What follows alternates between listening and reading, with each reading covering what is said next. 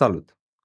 Tarotul nu-i despre citi viitorul, ca să spunem asta din start. Și eu am o problemă personală cu oamenii care pretind că asta face. Știți live-urile alea de pe TikTok în care o tanti care se dă ghicitoare trage două cărți random și zice efectiv cele mai banale și mai generale afirmații care există pe pământ? Treci printr-o perioadă cu provocări, dar o să fie bine. Curând o să treci prin dificultăți și o să ai alegeri. Vei trăi o poveste romantică în viitorul apropiat.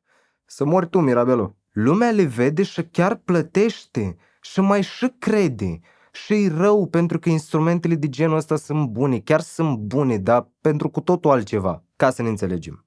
Creierul tău uman e construit să înțeleagă prezentul și atât. Nu e echipat să navigheze viitorul, pentru că viitorul nu există încă ca și ceva fix. Tot ce poate face un instrument de divinație, fie el tarot sau ghicit în cafea sau orice, este să-ți arate o predispoziție, o probabilitate bazată pe cine ești tu acum, pe ce energie ai, pe ce te pare rulezi în momentul ăsta. Dacă te schimbi fundamental în 6 luni, prezicerea aia se anulează singură. Dar dacă chiar te convingi că e adevărată și ai mult mai multe șanse să fii convins de o prezicere negativă decât de una pozitivă din cauza fricii, tu o faci să se întâmple luând acțiuni inconștiente în direcția aia. Deci nu-i vorba despre viitor și nu a fost niciodată. Atunci, despre ce o fi vorba de fapt? Hai să vedem.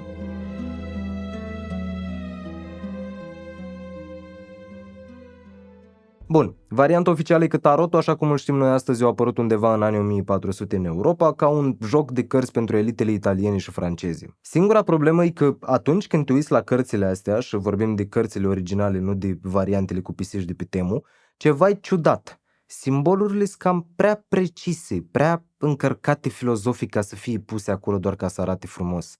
Ai arhetipuri, simbolism alchimic, referințe la misterii inițiatice vechi din milenii, toate astea puse într-un pachet de cărți de joc. Ăla care a creat cărțile știa exact ce face. Dar oare cine le-o fi creat? O teorie care ține și pe care o să o găsiți la mai mulți cercetători serioși ai subiectului e că ajungem undeva la templieri. Cavalerii templieri care s-au întors din cruciade nu s-au întors cu mâna goală, s-au întors cu cunoaștere.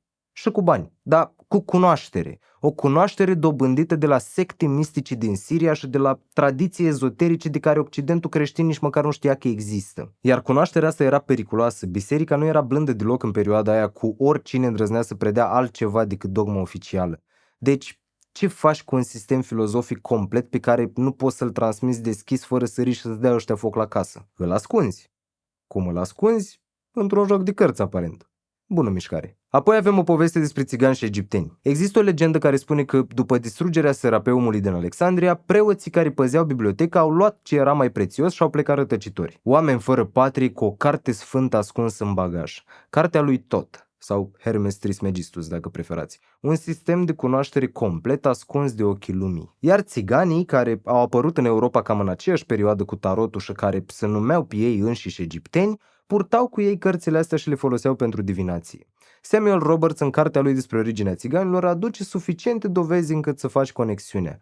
Nu e neapărat certitudine, dar e cam mult ca să fie ignorat. Într-o altă teorie, Samuel Weller Singer susținea că jocul nu a venit direct din Egipt, ci a ajuns în sudul Europei din India prin Arabia, ceea ce înseamnă că nici măcar pe ruta de origine nu există un consens. Dar sistemele de cunoaștere cu adevărat vechi nu au o singură sursă clară. Apar în mai multe locuri deodată ca și cum cineva le-a răspândit intenționat pe mai multe drumuri simultan. Contele de Gebelin, unul dintre primii cercetători serioși ai tarotului, credea că însuși cuvântul vine din egipteană. Tar, drum și ro, regal. Drumul regal spre înțelepciune. Și tot el a fost primul care a spus public că tarotul nu e un joc de cărți, ci o carte sacră deghizată. Tarotul îl găsim la toată lumea peste tot. Rosicrucienii, de exemplu, aveau un termen care se repeta obsesiv în manifestele lor. Rota mundi, roata lumii. Și dacă iei cuvântul rota și rearanjezi literele, obții taro. Coincidență? Posibil. Apoi e Francis Bacon, unul dintre cei mai influenți gânditori ai secolului XVII și, după multe teorii, omul din spatele operelor lui Shakespeare.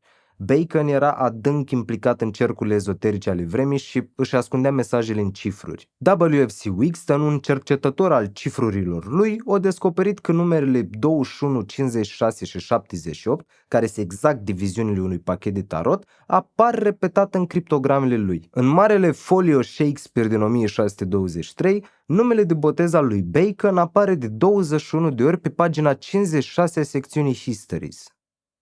Coincidență?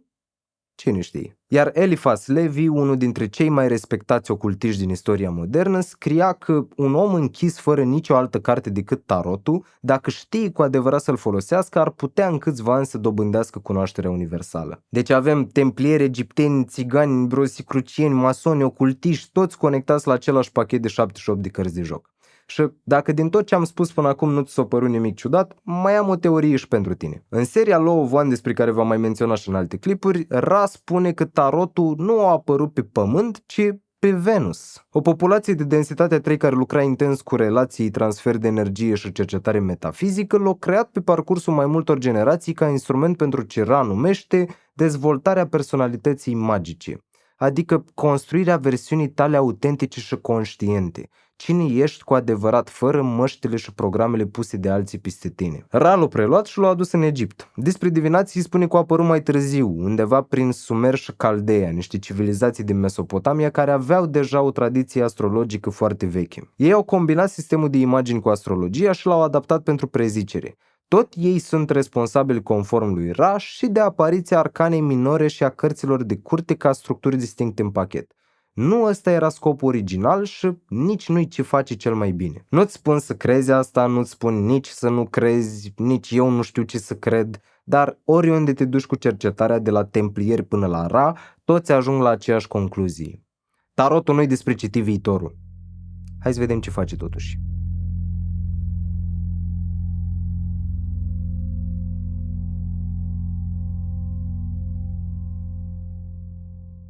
Deci avem 78 de cărți. 78 e suma primelor 12 numere naturale. 1 plus 2 plus 3 plus 12 e egal 78. Numărul ăsta apare în mai multe sisteme de gândire vechi, deci nu e ales la întâmplare. Pachetul se împarte în două secțiuni mari, arcana majoră și arcana minoră. Cuvântul arcana vine din latinescu arcanum, care înseamnă secret sau mister. Adică avem secretele mari și secretele mici. Arcana majoră, 22 de cărți, astea sale importante. Când tragi una din cărțile astea, e vorba despre ceva major, cum spune și numele. O direcție a vieții tale, o temă fundamentală în curs de desfășurare, o lecție pe care o iei indiferent dacă vrei sau nu.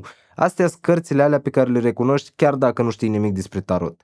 Nebunul, moartea, turnul, toate alea. Și 22, alfabetul ebraic are 22 de litere, în cabala arborului vieții are 22 de căi care conectează cele 10 sfere, fiecare literă din alfabetul ebraic corespunde unei căi, fiecare cale corespunde unui principiu, iar fiecare carte din arcana majoră corespunde uneia dintre căile astea. Intrăm mai adânc în cabala în capitolul 4, reținem deocamdată că 22 e un număr important. Arcana minoră, 56 de cărți, astea sunt cărțile zilnice, cum ar fi. Dacă arcana majoră vorbește despre temele mari, arcana minoră vorbește despre detalii, conversații, emoții, decizii, contextul imediat. Sunt împărțite în 4 suite de câte 14 cărți fiecare și fiecare suită corespunde unuia dintre cele 4 elemente. Săbiile sunt elementul aer, tot ce ține de minte, gândire, comunicare, conflict, decizii. Cărțile de săbii sunt de obicei cele mai tăioase din pachet. Cea mai dură claritate, cel mai greu adevăr, cele mai dificile alegeri, aerul taie, aerul luminează și dezorientează. O sabie poate apăra sau poate răni în funcție de cine o ține. Bețele sunt elementul foc, energie, pasiune, creativitate, ambiție, acțiune. Bețele apar când ceva se mișcă în tine sau când ar trebui să se miște și stă pe loc. Focul arde sau luminează și uneori se consumă singur dacă nu are direcție. Cupele sunt elementul apă, emoții, relații, intuiții, lumea interioară. Cupele vorbesc despre ce simți, despre cum te raportezi la ceilalți, despre ce curge și ce stagnează în plan afectiv. Apa se adaptează, se adâncește și reflectă ce stă deasupra ei. Cupele sunt fie cele mai frumoase cărți din pachet, fie cele mai dureroase. Pentaculele sau monezile sunt elementul pământ, materie, corp, bani, muncă, sănătate, ce construiești concret. Sunt cele mai lente și mai stabile din pachet, pământul nu se grăbește. Dacă bețele scânteia, monezile sunt ce s-a construit după ce focul a trecut. Cărțile de curte sunt 16 la număr, fiecare suită are 4 cărți de curte. Valet, cavaler, regină și rege. Interpretarea clasică e că reprezintă oameni din viața ta. Valetul e cineva tânăr, cavalerul e un adult activ, regina și regele sunt figuri mature și uneori chiar asta înseamnă. Apare o carte de curte și se referă la o persoană concretă din contextul tău. Dar dacă folosești tarotul pentru introspecții, cărțile de curte sunt aspecte ale tale. Calități, energii, moduri de a fi în lume pe care le ai mai mult sau mai puțin dezvoltate la momentul ăla. Valetul e o energie internă și feminină ca principiu, nu ca gen. E ceva care tocmai începe să se formeze în tine, ceva nou, neexperimentat, cu mult potențial și zero garanții. O idee, un instinct, o parte din tine care abia se trezește. Cavalerul e energie externă masculină ca principiu. E calitatea care a ieșit deja din faza de potențial și se manifestă activ.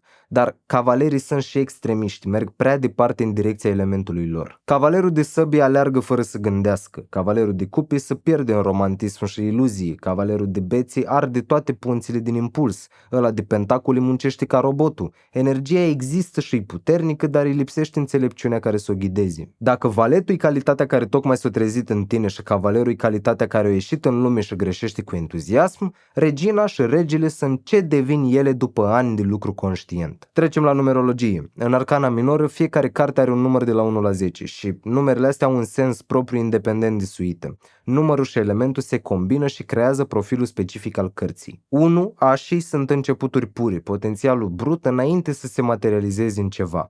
Asul de săbii e o idee care tocmai a apărut. Asul de cupe e un sentiment la început de drum. Asul de beți e o scânteie. Asul de pentacole e o oportunitate care tocmai a apărut. Așii sunt porți. 2. Echilibru, relație, alegere. E primul număr la care există o raportare ceva față de altceva. Cărțile cu 2 vorbesc despre un moment de echilibru delicat sau despre o decizie care trebuie luată. 3. Naștere, creație și expansiune. 1 și 2 s-au unit și au apărut 3. Cărțile cu 3 vorbesc despre ceva care a prins formă, despre un prim rezultat vizibil al unui proces început. 4. Fundație, stabilitate, structură. Cărțile cu 4 vorbesc despre consolidare sau uneori despre stagnare atunci când stabilitatea devine rigiditate. 5. Conflict, criză, schimbare forțată. Cărțile cu 5 sunt de obicei dificile și vizual și ca energie. Sunt momentele în care structura de la 4 se destabilizează și ceva trebuie să cedeze. 5 e numărul simțurilor, al contactului cu lumea fizică, iar lumea fizică nu e mereu confortabilă. 6. Armonie, rezolvare, vindecare. După criza de la 5 vine reglarea. Cărțile cu 6 aduc de obicei o îmbunătățire sau o claritate după un moment greu. 7. Intuiții, reflexii, visare. 7 are o calitate mai interioară, mai subtilă. Cărțile cu 7 vorbesc despre ceva care nu-i pe deplin vizibil sau despre o evaluare interioară care trebuie făcută. 8. Putere, consolidare, mișcare. 8 e 4 dublat, fundația s-a întărit. Cărțile cu 8 vorbesc despre mișcare cu forță sau despre puterea câștigată prin repetiție. 9. Aproape. Finalul e la vedere, dar nu e încă atins. Cărțile cu 9 conțin concentrarea a tot ce s-a acumulat pe parcursul suitei respective. Intensitate maximă înainte de rezolvare. 10 e finalizarea și în același timp un nou ciclu, completarea unui arc întreg. Și primul număr din ciclul următor. 1 plus 0 egal 1. Cărțile cu 10 pot fi triumfuri sau epuizări totale în funcție de suită, dar în ambele cazuri ceva s-a terminat. Acum că știm din ce-i construit, putem să vedem ce poveste spune de fapt. What could possibly go wrong? What do you get if you throw 2 drums and a cymbal off a cliff? Ba-dum. Still got it.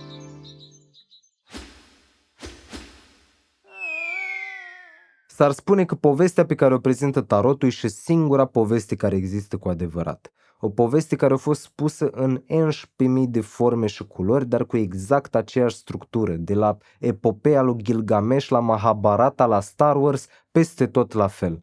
Plecare, inițiere și întoarcere. Un personaj care pornește de undeva, trece prin ceva ce îl transformă complet și se întoarce schimbat, mai bun, mai întreg. Joseph Campbell a numit-o monomitu sau călătoria eroului. E o poveste prin care trece orice conștiință, iar tarotul ne explică în 22 de cărți. Dar înainte să intrăm carte cu carte, Ra ne spune că cele 22 de cărți sunt împărțite în grupuri câte 7. Primele 7 de la magician la car sunt arhetipurile minții, cele care construiesc omul la nivel mental. îl echipează, îi dau instrumentele, înțelepciunea, structura interioară și îl pun în fața primei alegeri reale. Următoarele 7 de la dreptate la temperanță sunt arhetipurile corpului. Îl testează la nivel fizic și emoțional. Criza de la mijlocul drumului, izolarea, sacrificiu, moartea simbolică și renașterea, ăsta fiind și cel mai dificil bloc din toată călătoria. Ultimele 7 de la diavol la lume sunt arhetipurile spiritului. Confruntarea cu umbra, prăbușirea tot ce era fals, iluminarea și integrarea finală. Iar nebunul, care-i cartea 0, stă separat. Lui se mai spune și alegerea, conștiința care există înainte și după poveste în același timp.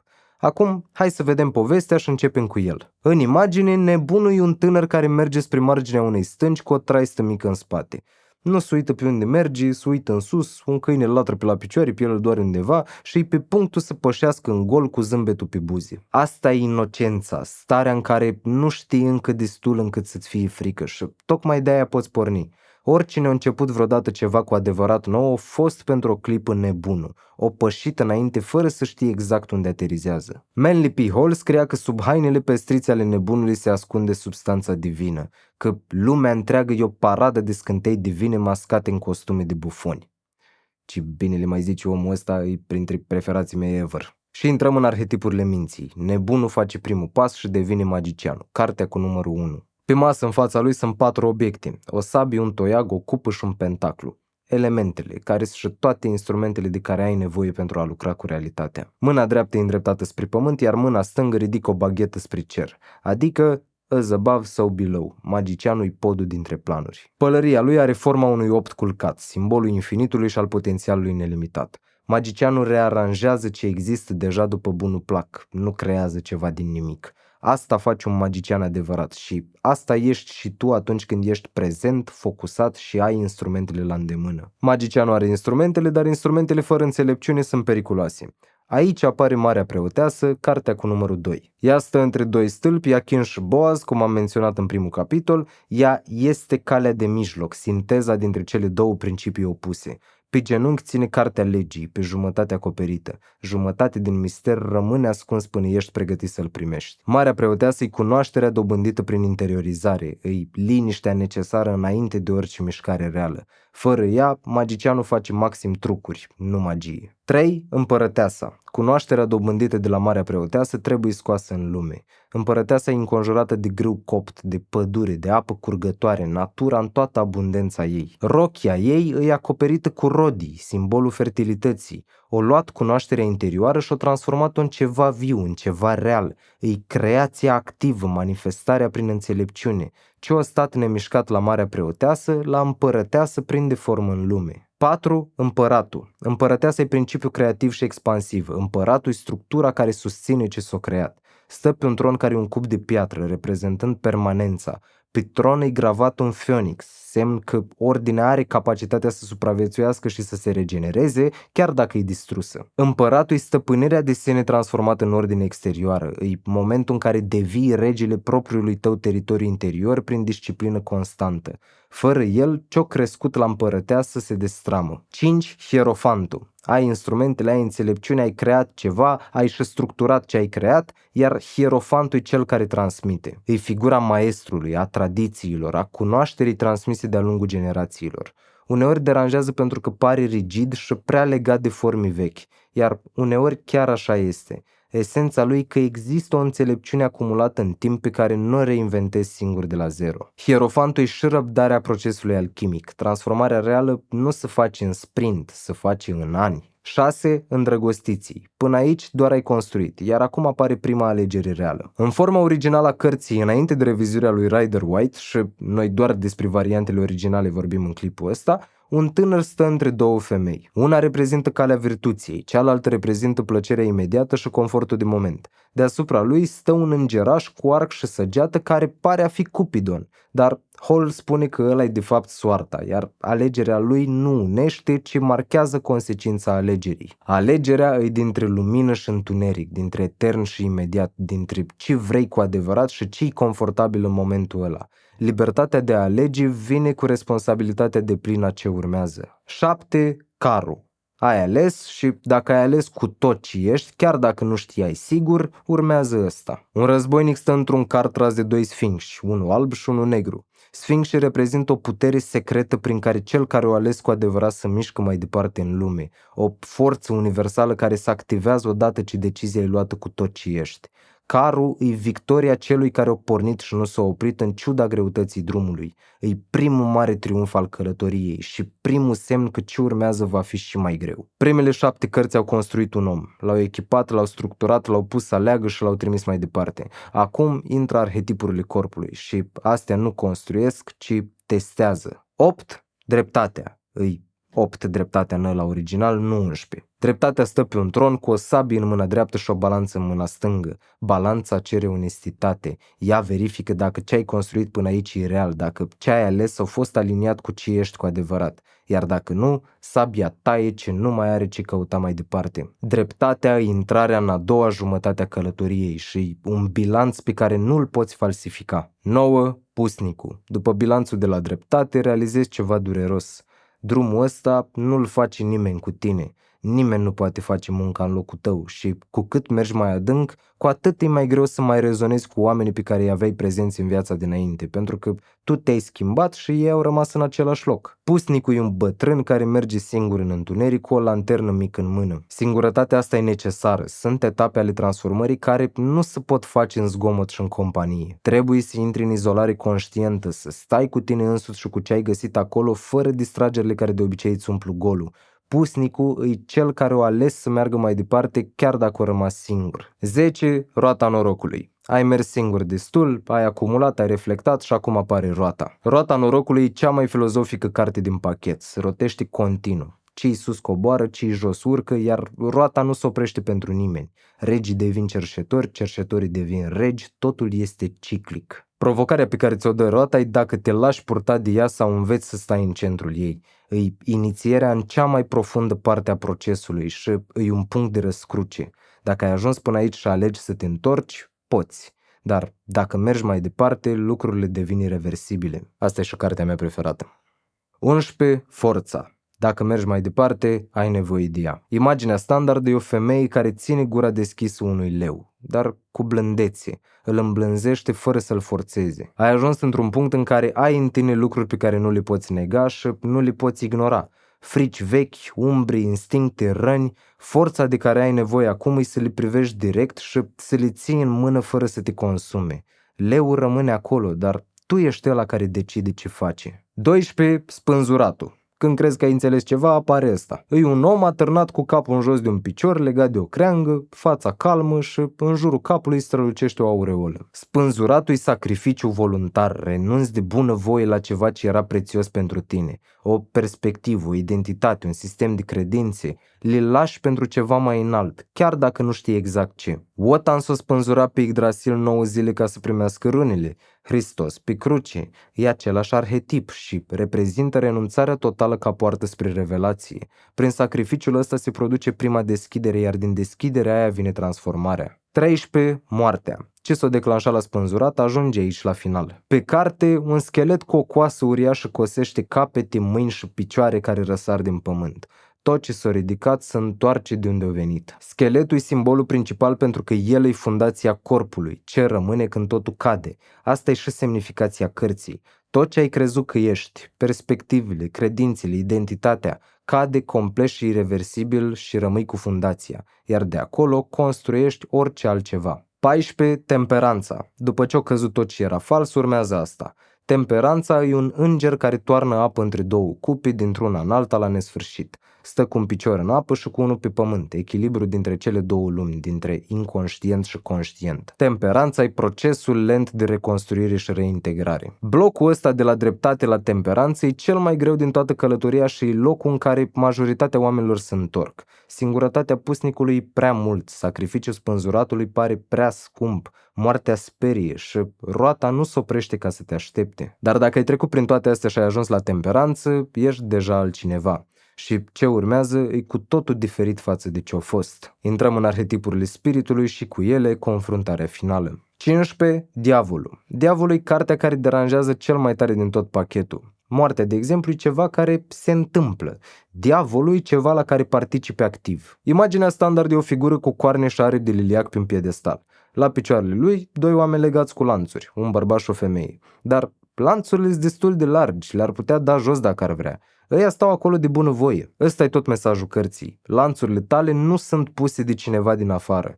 Dependențele, pattern-urile compulsive, relațiile în care rămâi deși știi că te strică, credințele despre tine care te țin mic, toate sunt lanțuri pe care le poți scoate. Dar nu le scoți pentru că ți-e frică de ce ai fi fără ele sau pentru că ai uitat că le poți scoate. Sau pentru că uneori e mai confortabil să fii legat decât să fii liber și responsabil de libertatea aia. Diavolul e umbra ta, e tot ce ai refuzat să integrezi de-a lungul călătoriei, tot ce ai împins sub preș în întuneric și care o crescut cât o stat acolo. Jung zicea că nu devii iluminat imaginându-ți figuri de lumină, ci făcând conștient întunericul. Diavolul e momentul în care trebuie să te uiți direct la ce e acolo jos. 16. Turnul. Dacă nu te uiți de bunăvoie, te forțează ăsta. Pe carte, un turn înalt e lovit de un fulger, din vârful lui sar oameni, flăcări ies prin ferestre, coroana de pe vârf îi dată jos. Turnul e structura falsă, tot ce ai construit pe o fundație greșită, pe o minciună despre tine, pe o iluzie. În momentul în care fulgerul lovește, totul cade. Poate e o relație care se termină brusc după ce ai ținut de ea cu dinții. Poate e un sistem de credințe care se prăbușește complet. Poate e ceva exterior. Un job, o situație care dispare și îți dai seama că de fapt îți construisești tot eul pe ea. Fulgerul nu lovește turnurile sănătoase, lovește ce era deja crăpat pe dinăuntru și nu o știai sau nu voiai să știi. Durerea de la turn e reală și uriașă, dar ce rămâne după ce cade tot ce era fals e fundația adevărată. 17. Steaua. După turn, cerul se curăță. Steaua e una dintre cele mai frumoase cărți din pachet și apare mereu la momentul potrivit. O femeie goală toarnă apă dintr-un vas în râu și din altul pe pământ. Returnează ce-o primit fără să rețină nimic. Deasupra ei, 8 stele, una mare în centru și 7 în jur. Steaua e speranța care rămâne după ce fulgerul a lovit. E certitudinea că există ceva dincolo de structurile care au căzut, ceva real și stabil care nu poate fi dărmat. Și e vulnerabilitate în același timp. Femeia e goală, fără armuri, fără mască, rămâi cu ce ești. Și dacă ai trecut prin toate etapele precedente, ce ești e suficient. 18. Luna. Înainte să ajungi la lumină, mai este un strat de întuneric. Luna e cartea iluziei, a fricilor iraționale, a lucrurilor care te bântui noaptea fără să știi exact de ce. Pe carte, o lună plină luminează un peisaj interesant. Ai 2 câini care urlă la ea, un rac care iese din apă și 2 stâlpi care marchează o poartă spre necunoscut. Luna e subconștientul care vorbește, îs imaginile, visele și intuițiile care nu vin în forme logice și clare. E teritoriul în care rațiunea nu găsește drumul, trebuie să simți. Și uneori ce simți acolo e înfricoșător, pentru că sunt lucruri despre tine pe care lumina zilei nu le-a atins niciodată. 19. Soarele. După lună apare Sorinel. Un copil călărește un cal alb sub un soare uriaș. Floarea soarelui înflorește în spate, totul e luminos, lucrurile se văd clar, adevărul este evident. Ce era ascuns în lună o ieșit la lumina soarelui și și-a pierdut puterea de a speria. Copilul de pe carte e important, claritatea asta nu-i cinică, nu-i obosită, nu-i complicată, e pură și directă. E momentul în care revezi lumea cu ochi proaspeți după toate lucrurile prin care ai trecut. 20. Judecata. Pe carte un înger suflă dintr-o trompetă deasupra unor figuri care se ridică din morminte, se uită în sus cu brațele ridicate spre cer. Asta e chemarea, momentul în care auzi ceva care te cheamă spre o versiune mai înaltă de a ta și trebuie să decizi dacă răspunzi. Figurile care se ridică din morminte sunt părți din tine pe care le-ai îngropat de-a lungul vieții, potențiale neîmplinite, chemări ignorate, versiuni de ale tale pe care nu ai îndrăznit să le trăiești. Judecata te întreabă dacă ai auzit chemarea și dacă ai auzit-o, te ridici? 21. Lumea, ultima carte. O figură dansează în centrul unui cerc format dintr-o cunună de lauri. În cele 4 colțuri, un înger, un vultur, un taur și un leu. Cele 4 elemente, cele 4 colțuri ale existenței. Totul este prezent și integrat. Figura dansează. Bucuria asta nu-i naivă ca bucuria nebunului de la început. Îi bucuria omului care a trecut prin tot ce a trecut și a ajuns la capăt cu sine întreg. Omul care o integrat și umbra și lumina. În mâini ține 2 baghete care arată ca bagheta pe care o ținea magicianul în cartea 1, doar că de data asta le ține cineva care chiar știe ce sunt. Iar aici călătoria se termină și nebunul face un pas nou pe un alt drum cu tot ce a acumulat. Povestea e un ciclu, o spirală. Ajungi la lume și recunoști nebunul din tine din nou. Același potențial pur, același pas în gol, dar de data asta știi ceva ce nu știai la început. Asta e povestea. Probabil ai recunoscut în ea etape prin care ai trecut sau prin care treci acum. Povestea asta e cea mai reală structură. E harta unui proces care se întâmplă în orice conștiință care alege să se trezească, indiferent de epocă, cultură și context. Nebunul ești tu, magicianul ești tu, pusnicul ești tu, turnul e un proces prin care ai trecut sau vei trece și lumea la final ești tot tu, doar că mai întreg și mai real. Structura asta de 22 de cărți e ancorată într-un alt sistem pe care l-am mai menționat anterior, despre care am spus că discutăm, dacă ai fost atent. Vedem acum mai exact cum.